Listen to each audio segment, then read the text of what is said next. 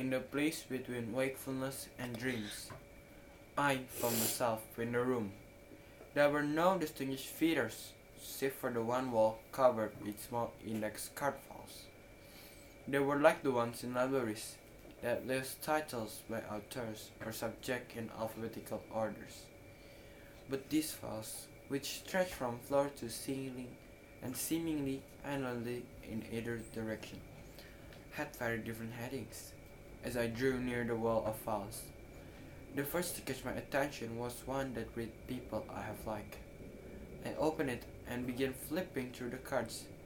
I quickly shut it, shocked to realize that I recognized the name written on each one. And then, without being told, I knew exactly where I was. The lifeless room with its small files was a crude catalog system for my life. Here were written the actions of my every moment, big and small, in a detail my memory couldn't match. A sense of wonder and curiosity, coupled with horror, stirred within me as I began randomly opening files and exploring their content. Some brought joy and sweet memories, others a sense of shame and regret so intense that I would look over my shoulder to see if anyone was watching. A file named Friends was next to the one marked Friends I have betrayed. The titles range from the mundane to the outright weird. Books I have liked, lies I have told, comforts I have given, jokes I have laughed at. Some were almost hilarious in their exactness. Things I've yelled at my brothers, and others I couldn't laugh at. Things I have done in my anger, things I have muttered under my breath at my parents. I never ceased to be surprised by the contents. Often, there were many more cards than I expect, sometimes fewer than I hope.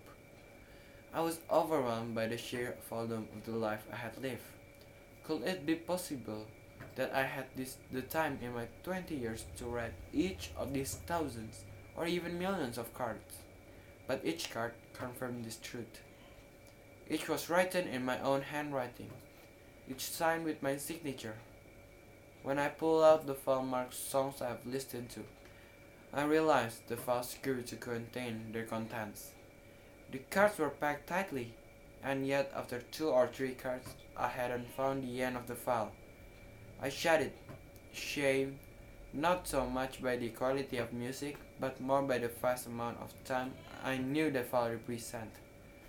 When I came to a file marked Lustful Thoughts, I felt a chill run through my body. I pulled the file out only an inch, not willing to test its size, and drew out a card. I shuddered at its detailed content. I felt sick to think that such a moment had been recorded. An almost animal rage broke on me. One thought dominated my mind. No one must ever see these cards. No one must ever see this room. I have to destroy them. In an insane frenzy, I yanked the file out. Its size didn't matter now. I had to empty it and burn the card. But as I took it at one and began pounding it on the floor, I could not dislodge a single card. I became desperate and pulled out a card, only to find it as strong as steel when I tried to tear it. Defeated and utterly helpless, I returned the file to its slot. Leaning my forehead against the wall, I let out a long, self-pitying sigh. And then I saw it. The title bore People I Have Shared the Gospel With. The handle was brighter than those around it, newer, almost unused. I pulled on its handle and a small box, not more than 3 inches long, fell into my hands.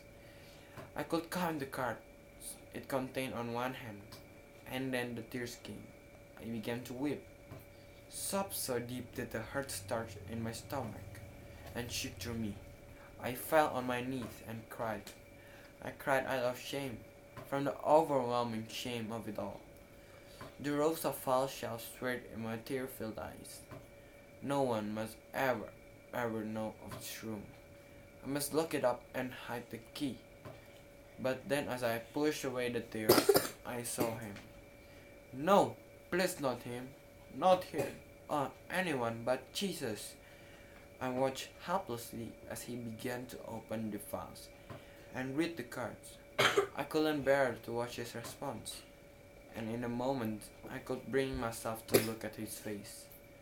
I saw a sorrow deeper than my own. He seemed to intuitively go to the worst boxes. Why did he have to read every one? Finally, he turned and looked at me from across the room. He looked at me with pity in his eyes, but this was a pity that didn't anger me. I dropped my head, covered my face with my hand, and began to cry again. He walked over and put his arms around me. He could have said so many things, but he didn't say a word. He just cried with me. Then he got up and walked back to the wall of files.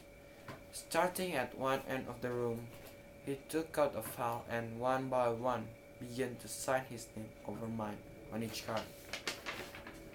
"No!" I shouted, rushing to him. All I could find to say was, "No, no!" As I pulled the card from him, his name shouldn't be over those cards.